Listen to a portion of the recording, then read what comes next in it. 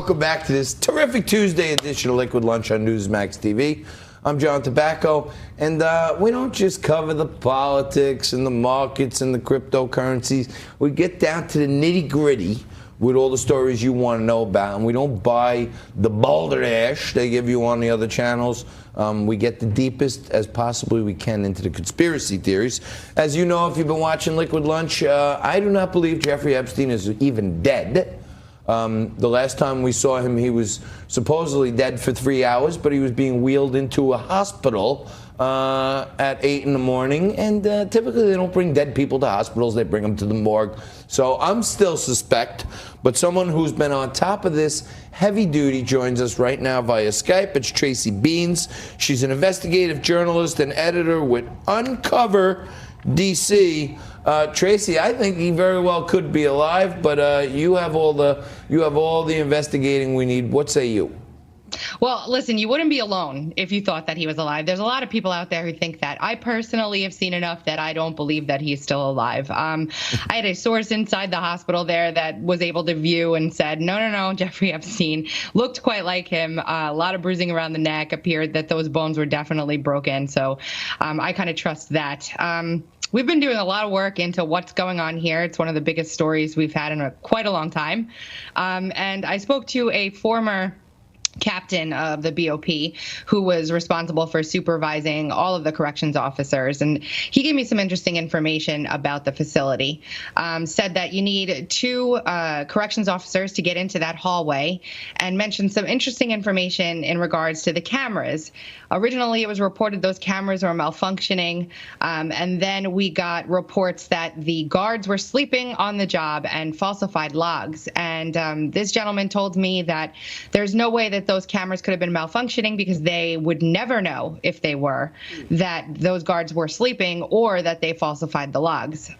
So we know that there's credentials needed to get into the hallway. We know that those guards were sleeping because we were likely able to see the camera feed. So now the next step is to be able to view that camera feed. And I think that Epstein's attorneys are working on getting that right now. So, Tracy, you believe that there is camera footage available that the public hasn't seen yet?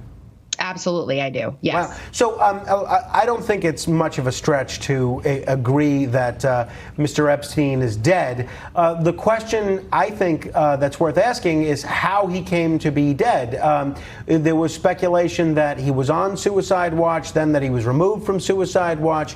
From your reporting and your investigating, have you been able to divine whether there was any foul play here?